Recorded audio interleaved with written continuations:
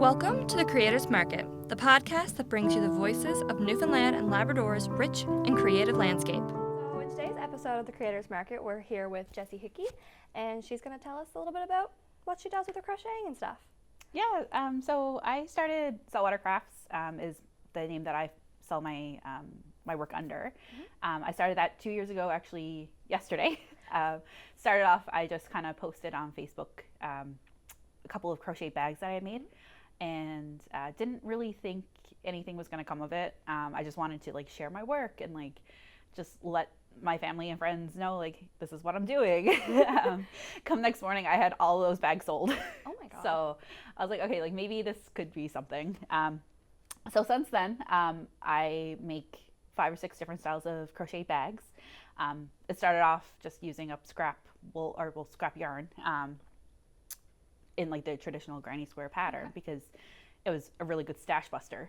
But now that's grown into making sunflower bags, daisy bags, sun and moon bags, star bags, 2 different styles of daisies. And I've also branched out from doing bags to doing cardigans now, blankets, micro crochet jewelry, old-fashioned snowflake Christmas ornaments. Nice. Yeah, it's just kind of I've always been into crocheting and knitting, so I was just kind of playing around with it, and some people like it, some people don't. Some people kind of I can't believe crochet is back, but it's been so popular, and I really like the old fashioned type look to some of the stuff. So yeah. And so before you started Saltwater Crafts, did you ever think this was something you could actually make money from and do with a business? I knew people did.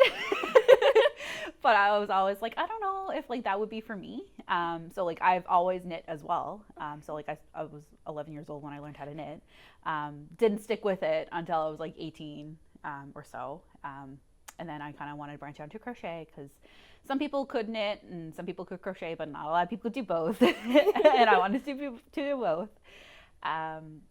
Yeah, so I didn't really set out say okay, I'm going to learn this to make money. Right. It was always just something I did. Growing up, I watched my mom knit and crochet in the evenings, and it was just it's something I enjoyed doing in pastime, right? But yeah, and there's only so much that you can keep for yourself. There's only so much that you can gift to people. So this is a good way to let me still do what I like and I enjoy, but also not just keep a hoard of everything. You know what I mean? Because you can't keep everything. Right. And so you said you started around 18 is when you kind of really got into it. So how did you learn, and what was the process of learning it all? So I kind of knew a little bit. I remembered this is kind of what you do from when I was younger watching my mom. But she basically sat down with crochet hook in one hand, yarn in the other.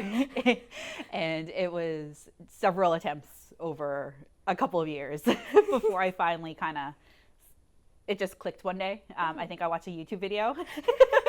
But I learned that people, 2 crafters don't craft the same. So my mom holds her hook differently than I do. She holds her yarn differently than I do.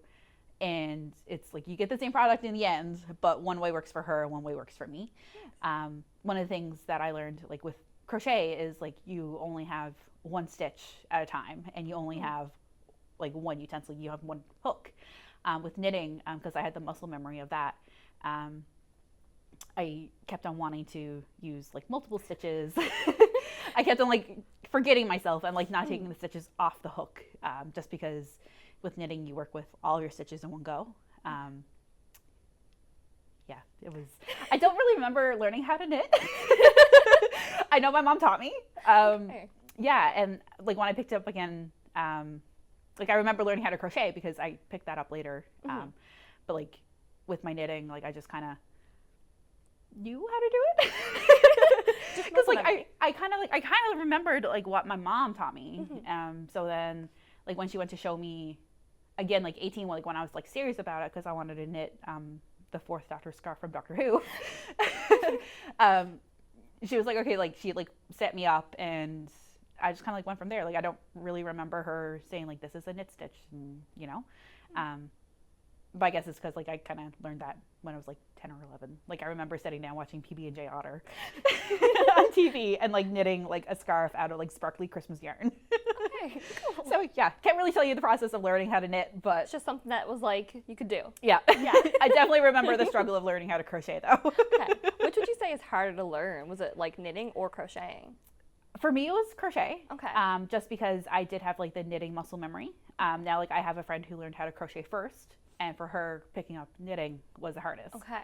But then I have another friend who knows she knows how to do both as well. And she just like both of them were just kind of equal difficulty. So I guess it depends on the person, depends on how your brain works. I've taught people how to crochet as well. I used to do crochet lessons. Okay.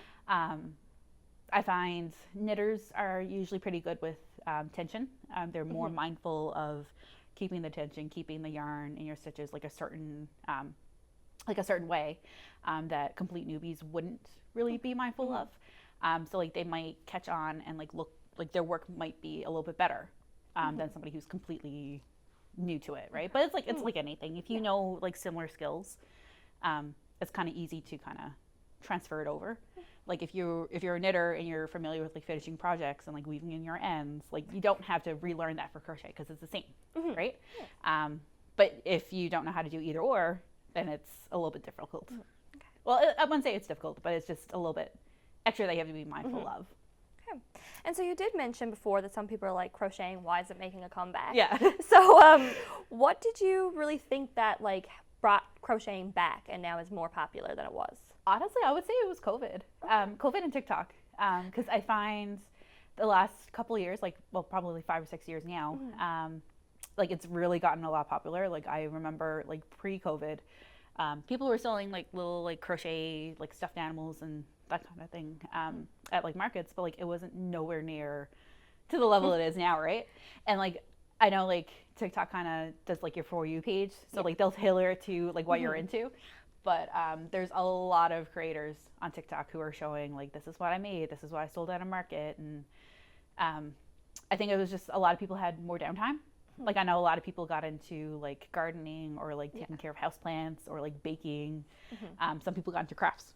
And like I know like there's a couple people that I've been talking to at markets over the years who said like, oh yeah, like I just started this, and you know, and it's just a kind of, it's just like a fun little thing to do, you know what I mean? Like it's just like a pastime. Like it doesn't, like you don't have like, everything you do doesn't have to have like a purpose. Right. You know what I mean? So like if you're sitting down watching Netflix like in the nighttime, like that's fine. Like you can sit down, watch Netflix and crochet. Right. And then like at the end of the season you'll have a blanket. You know what I mean? Yeah. Like it's just like a little like pastime hobby type thing. Yeah. Nice. Okay. And so I'm not sure if you saw, but a few months back there was the government actually proposed taking arts and those kind of things and making them more so the education of the arts. They were kind of, you know, proposing that they were going to take it out and make it electives for the junior high. Yeah. And so what were your thoughts when you saw that? Horrible idea. I was always like the artsy type kid. Like when I was in school, like before I got into knitting, crocheting, I was into like drawing and sketching. Right. So like art class was like my favorite class anyways. I was a little bit biased. But like it really does like help your mental health. Yeah. Right? So like going back to like what I just said about like it doesn't have to have a purpose. Like, you know, like you learn math, you learn your science, you learn your history, you know, and like, yeah, like you can go and like be a doctor or like something like that. But it's like, if you don't try it, you're not going to know you like it. And like a lot of people don't have that exposure at home. Right. So like for me, like I was just always like into like drawing and like that kind of stuff. Cause like, that's like what I was like seeing at home. Right. And say like my mom was crocheting and knitting. If you don't have that exposure to like the arts at home, like, you know, if you don't have like that cousin who's a teenager, he's like a little bit older than you, who's like doing all like this like drawing and like arts and like that kind of stuff, like you might not be exposed to it, you might not want to do it, you know what I mean? Yeah, I don't know, it's just, you know, it doesn't have to be like your whole personality, it doesn't have to be like your career. It helps a lot to just try new things, you know what I mean? And like if you like, for some people, like I know like you might not never get into like try something like that would fall underneath like your arts class. Some people have to be forced to do it, you know what I mean? Yeah, I mean, Like I wouldn't have, like I don't think I would have wanted to pick up crochet or knitting like when I was younger, Right. if I didn't have my mom crocheting or knitting at home. You know what I mean? So it kind of influenced you. Yeah, exactly. And it's not, being forced is probably not the right word for it, but like it goes back to like when I did a history degree in university, like I had to take some classes, not because I wanted to, but I needed to get the elective. Right. And like, so it's a class like I never would have taken that I ended up loving. You know what I mean? So it's just kind of like you broaden your horizons. Like a lot of people find like crafts later in life. Like I find like when you retire, you have more time on your hands, that kind of thing. But yeah, definitely helps your mental health. And also like when I was in university, if I was studying, like it just kind of like gave me that like little thing to like kind of like step back from and kind of like reset and just kind of do. Perfect. Yeah. And so now with the arts education, it has been, the plan has been pushed back and put on hold a little bit while they think about it. But if there are changes being made, what would you like to see being brought in, changed about the arts? Well, when I was in school, it was always just drawing, painting, you know what I mean? Yeah. But like you could do fiber arts, like knitting and crochet. Like one of my younger cousins, when they were in school, they're not in town, but like they were around the bay, they actually learned how to knit and crochet. Okay. And so like he never would have tried that if he didn't have that opportunity in class, right? And like a lot of people just don't have that person to teach them. You know what I mean? I just broaden the horizons, because like a lot of people just think like, oh, our class, you're just drawing pretty pictures. Right. Yeah. Clay and pottery, like that's something that I kind of have dabbled in.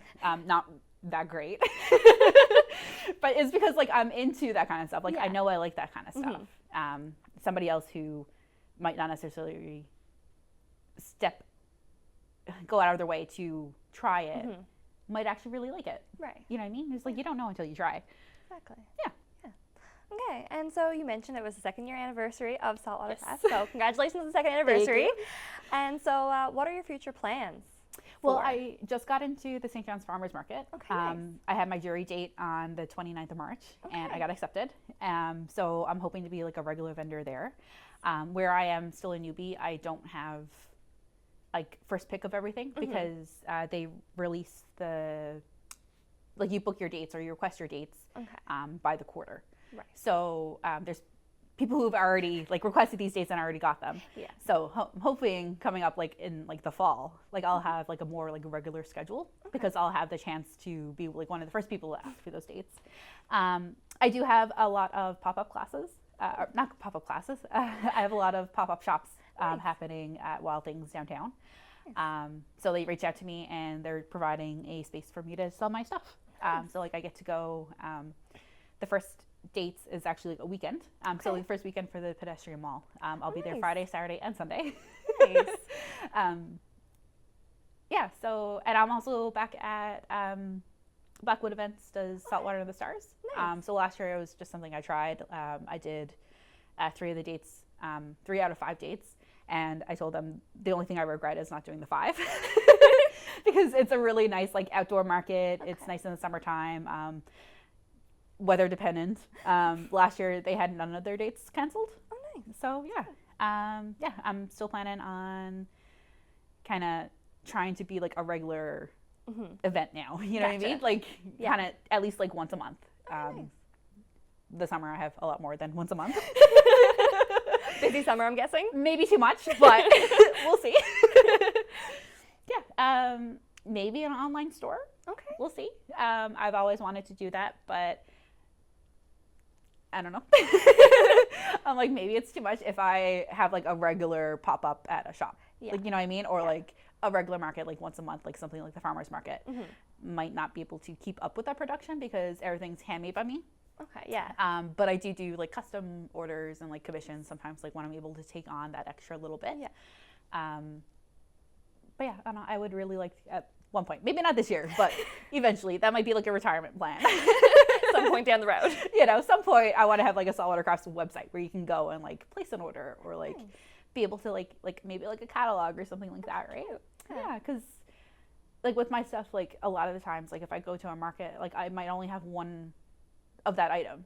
Like I might only have one sunflower bag, or like I might have just like one granny square bag, or like I might have one in just like one color, and you don't know what I have in my stash at home. You know what I mean? So I don't know, maybe something like that in the future. But for now, it's regular markets. I like to actually like see people and like talk to them. Yeah. Coming up, like all of my pop-up shops are kind of centered around the cruise ships. Okay. So I did the pedestrian mall last year. They had like markets on water on Thursday nights. That was only from 6 to 10. So like you kind of missed a huge part of it, right? Like if there's a cruise ship coming in, they were gone by 6. So it's like they were either like heading back to the cruise ship or the cruise ship was hauling out while I'm like wheeling my stuff in. But yeah, I don't know, I'm just really excited to like be able to like talk to people and like just like share like my craft. Like I've had like people come up to me at like shop like as recent as yesterday, like when I was at the farmers market, and ask me questions about crochet because they just got into it. The reporter for the show, Justin Nolan, stopped by Jessie's booth at the farmers market to see what it was all about. Let's hear a little bit about that from him. The St. John's Farmers Market is bustling and full of energy as always, with market-goers enjoying the usual variety of goods they have come to expect. However, tucked away in the back corner of the market, a relatively new addition to the lineup is drawing attention. Oh, my friend just bought one of these. She was so happy. She was showing it off out in the park, showing it to me in the parking lot. It's gorgeous. Oh, I love the colors of that one. Jessie Hickey has been selling her crafts at the farmers market for 2 months now.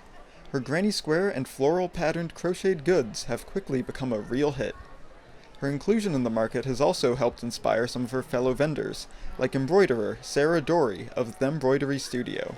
She does a lot of like earthy tones. I really like that, and her work is just so clean. And I mean, when she's sitting down at markets, she's always working on something, and she crochets like she has 15 fingers. It's insane.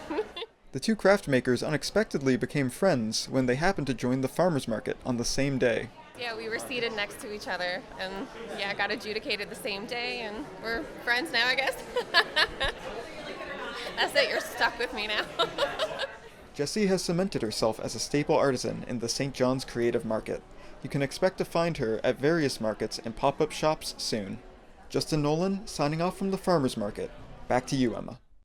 Yeah, and so obviously you mentioned you knit and that you used to enjoy art and stuff. Yeah. Any future plans to maybe add that to Saltwater Crafts? So I actually started adding a little bit of knitting. Okay. So I've started doing like little wall hangings based off of the trigger mitts. Okay. So like traditional Newfoundland patterns. It would be like color work, little just like designs, so like what you would find on like the back of a trigger mitt as like a wall hanging, or like as a coaster or something like that. I make like little, I call them like Nan's craft bag ornaments. I give them to some of my friends for Christmas because like we're all crafters. That would have like a little piece of like, I made like basically like miniature knitting needles to stick into the bag. So it kind of looks like, it's a crocheted bag with like little balls of yarn, and like hanging out of it is like a little scarf. That's like actually like a working little piece that you could knit with. Nice. Yeah, so I'm a little bit more protective over my knitting because like it takes so much longer to do. Okay. Yeah. If I were to sell like sweaters or trigger mitts, like I don't think I would be able to keep up. Like I'm already having like a little bit of a problem like making sure I have enough stock for like some of my markets with crochet, and crochet's faster. Yeah. I know like if you do it often, like you'll get faster and faster, but like there's still only, you can only go so fast. It's still all handmade, right? So yeah, I've really liked adding in like that like little bit of knitting, and I was also like kind of like keeping something like not everything you do has to be like part of a side hustle, Right. You know what I mean? Yeah. So like I would like sometimes in the nighttime like I'll do like 4 hours of crochet, and then it's like, okay, time to relax, and then I take out my knitting. So there's that too, right? Nice. Yeah. Cool. And so if you could learn one craft that's not knitting and stuff, or like crocheting, what would you want to learn? So the thing is, like, I'm into a little bit of everything. I wish I had more time to put into like embroidery. Okay. Like there's I don't know, it's just, I find like when you get into like fiber arts, it's just you're slowly collecting everything. I would also I've done some spinning. So like taking like fleece off of a sheep and nice. like spinning it into wool. Oh, cool. But the thing is, like, because I'm not that great at it, I don't want to do it. But because, like, you know, I'm so much better at crochet. I'm so much better at knitting. But it's like I put those hours in. Like I put like hundreds of thousands of hours into doing this craft. So like, yeah, of course I'm good, right? But like to sit down and like I want to be able to like get to the point where I can spin wool and then crochet or knit and sell something that it's like something that's like 100%, well, not 100% handmade because like I didn't like raise the sheep myself or shear the sheep. But retirement plan. Right. Own a herd of sheep. you know, slowly working my way back. Yeah, I don't know, spinning and embroidery is like one of the things. I've kind of like dabbled in it, but like nothing's really stuck for me to like, you know, actually like learn like proper techniques and like that kind of stuff. It's just like I'm just kind of making pretty things and just doing what I want to do because there's no rules in art. Nice. Yeah. Just more fun little. Exactly. Yeah. Nothing has to be like so strict and rigid. Like yeah, like there's some rules to like how to do something, but like just like kind of like figure it out yourself. Exactly. Whatever you want to do. Yeah. Exactly. Yeah. Exactly. And so with it being the second anniversary, what is probably the most rewarding thing that has happened with Saltwater Crafts so far in the 2 years? Well, I did a bunch of crochet classes. Okay. So I don't remember the exact amount of people that I taught how to crochet, but I've had people come up to me at markets and say, "Oh, I took your class, and I didn't stick with it, but my sister took it with me, and like she's like a machine now, like you know." Nice. I've had people send me pictures of like stuff that they've made now because they learned how to crochet in one of my classes. Right, so it's just kind of like a little like, oh my gosh, like I inspired somebody to want to do this and stick with it. You know what I mean? Yeah. When I have repeat customers come back, I had a couple of people like they keep on coming back and like buying more stuff from me. Nice. It's just like a little like people actually do like my stuff. You know what I mean? Makes you feel good. Yeah, exactly. And like I made a blanket for somebody. She actually picked it up at the market yesterday. Okay. And she sent me a picture and she's like, on the way home I had to stop for like a little photo shoot. And like she like put like the blanket over like it was like a field and it was against like just draped over like a fence. Okay, nice. And it's just like really nice, right? Yeah. That's I'm like, so oh, like yeah.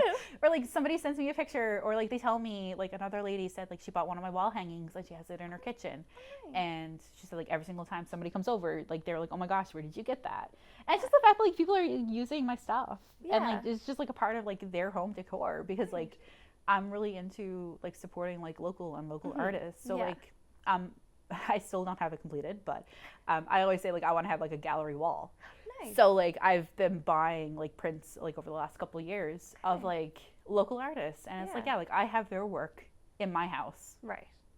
Eventually hung up. And it's like other people also like they value my stuff as well. Nice. You know what I mean? Like it's just like a nice little feeling. It's like you know it's not like super important, but it's still just like you're making somebody else's day, and like you're just kind of like bringing like a little bit of warmth to like their space. You know what I mean? Yeah. And so for anyone learning how to crochet or getting into crafts and the market, what is one piece of advice you would give them? Just stick with it. Like I know from experience because like I'm into like I mentioned like learning how to spin my own wool, and like I've done like some pottery, you know. I did pottery throwing at Clay Cafe. I realized that it was not for me. You know, did it once and I'm like, okay, this is not it. Just a one-time thing. You know, one and done. Nobody will see my piece. But like with spinning wool, like I'm not that great at it right now, but it's still like I enjoy the process of it. Right. So even though like I might not be as great at it, so I don't want to like go to it, like, you know, it's a little bit more stressful. Yeah. Because like, you know, like I might like, it might not work out the 500 times like I try to do something, right? Because like the wool might break or something like that. But like if you stick with it like over time, like it does get easier. Yeah. You know what I mean? Like I find like I kept like the first like little skein of wool that I made. Okay. And like comparing to like what I'm doing now, which is still not perfect, but it's like the improvement, right? Right. And it's the same way like I have the first bag I ever made at home. I never sold it because it is horrible. But like looking at how far you came, right? Like so just stick with it. keep your first projects, as much as it hurts to look at sometimes, because it's just like a marker of like how far you've come. Yeah. You know what I mean? And if you try one thing and it doesn't work out, like I like to joke and say like I'll try anything twice. Okay. Except for pottery. Pottery's a one and done for sure. Pottery is definitely one and done. Yeah, try everything twice. And if you can't, I don't know. I find like different people teach different ways. So like if you watch one YouTube video, you can go to another YouTube video and they teach the exact same thing differently. Depending on how it's like, how one person explains it, it might click to you. Yeah, just stick with it, because eventually that rage, the blood pressure will start coming down. Right. Well, it makes sense after a while. Yeah, because like I remember like one of the first times like I was learning how to, well, no, it wasn't when I was learning how to crochet. It was when I was learning how to knit. Okay. When I was 18, my stitches were so tight. And I looked at my mom and I was like, this is supposed to be relaxing, right? But like now, like I'm sitting down, like curled up on the couch, like with my cat, like watching Netflix. Nice. And it's just like relaxing. It's like, I got this, you know? Just Right. don't stress about it. You make a mistake, it's fine. Nobody will know. No. If I make a mistake on my sweater, I'm the only person who will know. But if somebody compliments me on my sweater, I say like, thanks, I made it. Look at this mistake. You know what I mean? Yeah. Yeah. So not everything's perfect anyways, and it's handmade. Yeah. And that's the point of it, you know? Handmade doesn't have to look factory made. Thank you, Jessie, for joining us this episode of the Creators Market. And next week, we'll be talking to Julia Dawson, who is an upcoming musician from Bay Roberts. Thank you for listening. Tune in next week.